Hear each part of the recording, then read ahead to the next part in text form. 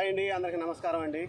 చూడండి ఫ్రెండ్స్, ఈ రైతు కష్టాలు చూడండి. ఈ చెమట చూడండి, ఈ బురద చూడండి.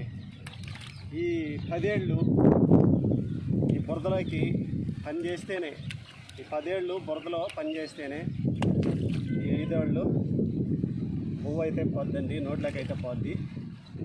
ఈ రైతు కష్టానికి మిమ్మల్ని కోరేది ఒకటేనండి, ప్లీజ్ లైక్ చేయండి ఫ్రెండ్స్. లైకేను మిమ్మల్ని అడిగేది, ప్లీజ్ లైక్ చేయండి. రైతుని సపోర్ట్ చేయండి. బాయ్ అండి.